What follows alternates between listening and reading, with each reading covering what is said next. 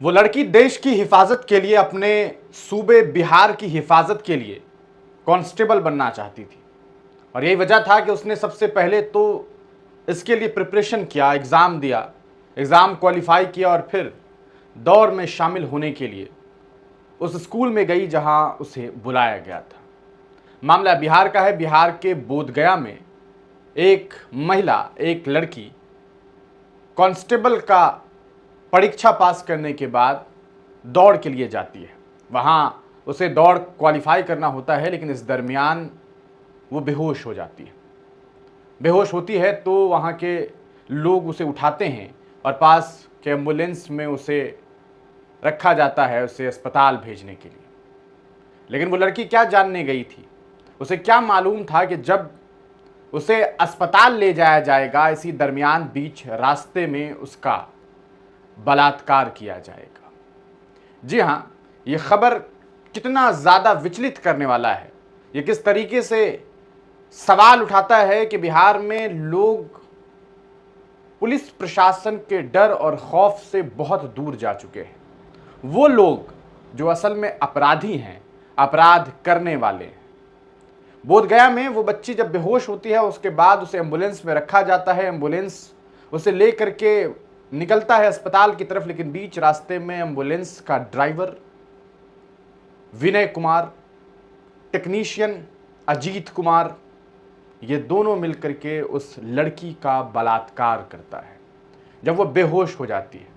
ज़रा सोच करके देखिए।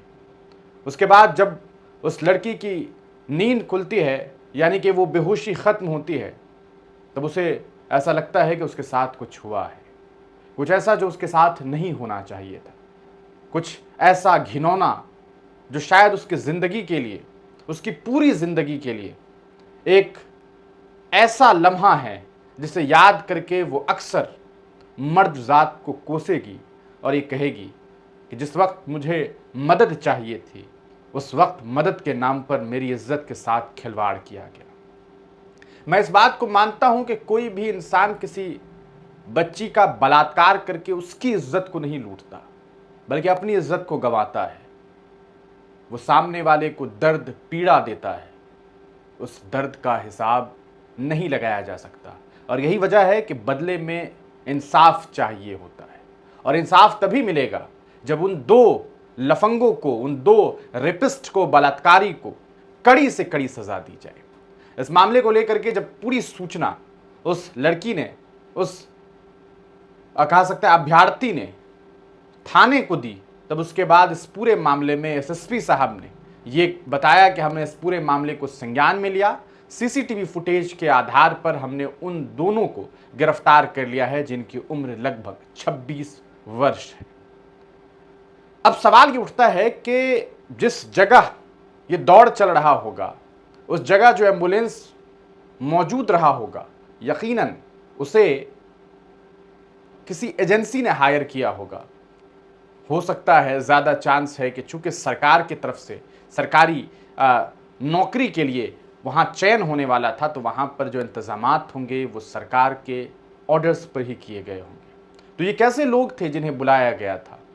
सवाल यह है कि ये जो कुछ हुआ है, क्या ये पहली बार हुआ होगा या इन दोनों ड्राइवर्स और टेक्नीशियन ने पहले भी कई बार कई महिलाओं को जब वो ले करके एम्बुलेंस से निकला होगा तो बेहोशी का फ़ायदा उठा करके उसकी इज्जत अजमत के साथ खिलवाड़ करने की कोशिश की होगी, यानी कि उसके जिस्म के साथ अपनी हवस को बुझाने का प्रयास किया होगा।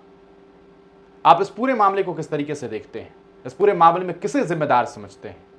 आप सोचिए, वो बेटी जो अपने स्टेट, अपने सूबे की हिफाजत के लिए कांस्टेबल बनने जा रही थी, वो शायद ये सोच रही थी कि मैं जब कांस्टेबल बनूंगी तो मैं लोगों की हिफाजत करूंगी, मैं लोगों के हक और हुकूक की लड़ाई लड़ूंगी, लोगों को इंसाफ दिलवाऊंगी, लोगों के लिए इंसाफ बरतूंगी। उसे क्या मालूम था कि उसे एग्ज़ाम क्वालिफाई करने से पहले ही इस तरीके से जूझना पड़ेगा, वो भी उस लम्हे जब वो खुद सरकारी परीक्षा के दौड़ के लिए घर से निकलेगी। आप इस पूरे प्रकरण पर जो कुछ भी सोचते हैं अपनी राय कमेंट सेक्शन में ज़रूर लिखिएगा। किसे जिम्मेदार समझते हैं? यूँ तो आज के वक्त में सत्ताधारी ये कहते हैं कि 2005 से पहले ये सब होता था, लेकिन आज जो हो रहा है इसकी जिम्मेदारी कौन लेगा? अपनी राय ज़रूर लिखिएगा। बहुत बहुत शुक्रिया।